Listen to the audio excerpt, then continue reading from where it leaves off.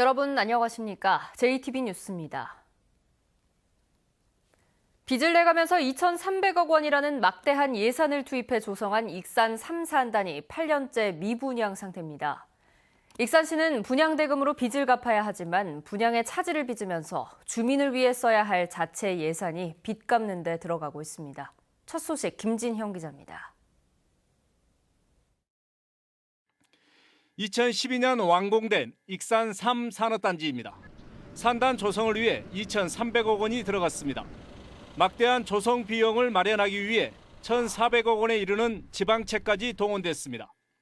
현재 170만 제곱미터에 이르는 면적 가운데 113만 제곱미터가 분양돼 67%의 분양률을 보이고 있습니다. 익산시는 지난 2011년부터 37개 업체와 분양 계약을 체결했지만 산단 면적의 30%는 아직도 미분양 상태입니다. 산단 조성 과정에서 발생한 지방채는 분양 대금으로 갚는 게 원칙입니다. 그러나 저조한 분양 실적에 이자 부담이 커지자 익산시는 주민을 위해 써야 할 예산을 빚 갚는 데 사용했습니다. 끌어다 쓴 예산은 2017년과 지난해 두 차례에 걸쳐 378억 원에 이릅니다. 일반액에서 저희가 전입한 것은 2017년도에 대부하고 2018년도 278억에서 378억을 받아왔어요, 저희가. 익산시 1년 예산의 5%에 해당하는 막대한 금액이 빚을 갚는 데 사용되자 우려가 나오고 있습니다.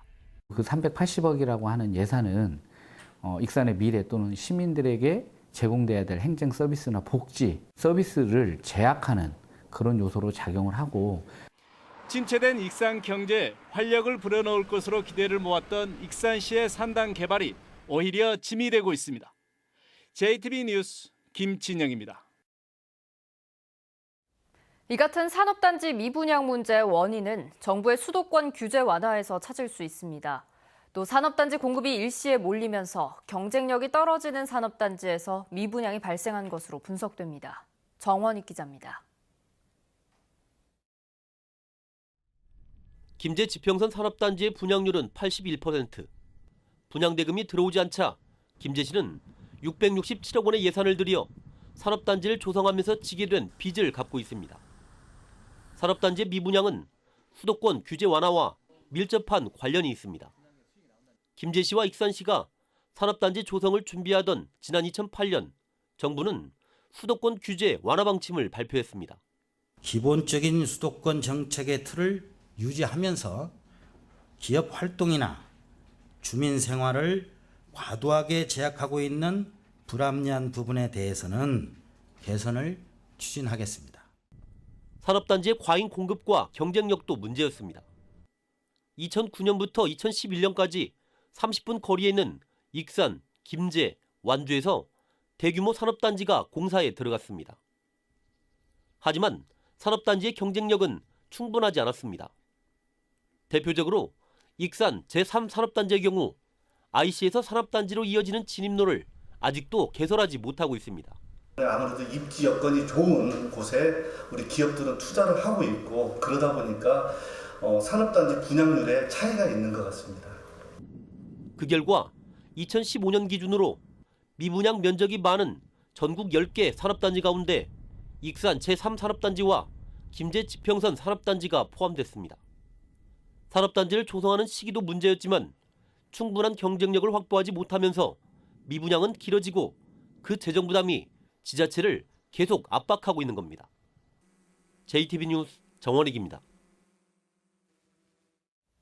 전주시의 일부 민간 위탁기관이 공고도 하지 않은 채 직원을 채용하거나 외부 심사위원 없이 면접 심사를 실시했다가 감사에 적발됐습니다. 민간 위탁기관에 대한 전주시의 관리 감독이 너무 허술합니다. 집중 취재 나금동 기자입니다. 전주시 민간위탁기관인 전주역사박물관입니다. 전주시로부터 한 해 4억 7천만 원의 보조금을 받고 있습니다. 전주역사박물관은 2017년 6월 각각 학예연구사와 학예연구원을 뽑기로 공고를 냈습니다.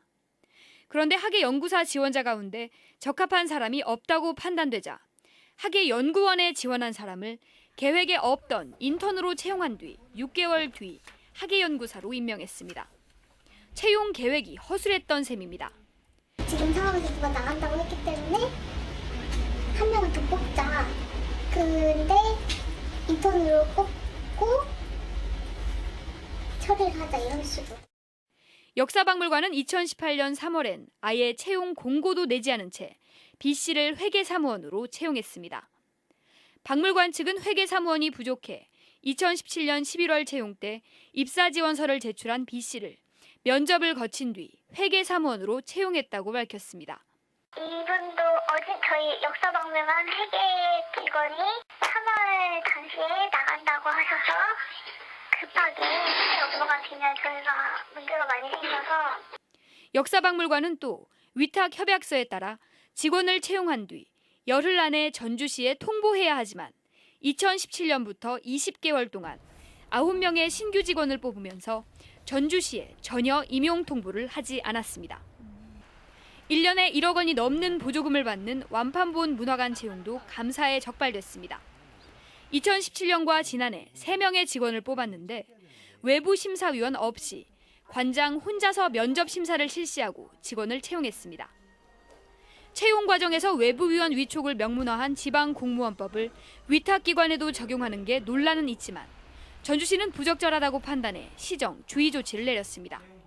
저희는 사실 몰랐거든요. 아까 말씀드린 대로 바로 운영을 하다 보니까 아무것도 없는 상황에서 정말 있었거든요. 그래서 실은 몰랐어요. 그동안 위탁기관에 대한 전주시의 감독이 얼마나 허술했는지 짐작할 수 있습니다. 정기적으로도 한 번씩 체크를 할 필요는 있었겠지만 그 부분이 미흡하니까 자연스럽게 임용보고에 대해서 서로 소홀하지 않았나. 그 어느 곳보다 철두철미해야 할 전주시 민간위탁기관의 채용과 이에 대한 감독에 큰 구멍이 뚫렸습니다. JTB 뉴스 나금동입니다. 남원시가 영농철에 접어든 농촌의 일손 부족을 덜기 위해 공동급식 지원 사업을 실시합니다. 정읍에서는 선비 정신을 배울 수 있는 태산 선비 문화제가 열렸습니다. 주희인 기자입니다. 남원시가 본격적인 영농철을 맞아 농민들의 작업 부담을 덜어주기 위해 공동급식 지원 사업을 실시합니다. 남원시는 20명 이상 주민이 참여해 공동급식을 하는 마을에 부식비 등을 최대 60일까지 지원합니다. 앞으로도 농업인들에게 실질적인 도움을 줄 수 있는 맞춤형 복지 정책을 추진하여 발전하는 농업농촌을 만들겠습니다. 군산 의용소방대 기술경연대회가 의용소방대원 등이 참석한 가운데 국민체육관에서 열렸습니다. 군산 의용소방대 기술경연대회는 심폐소생술 등 기술경연과 모범대원에 대한 표창, 의용소방대 화합의 시간 등으로 진행됐습니다.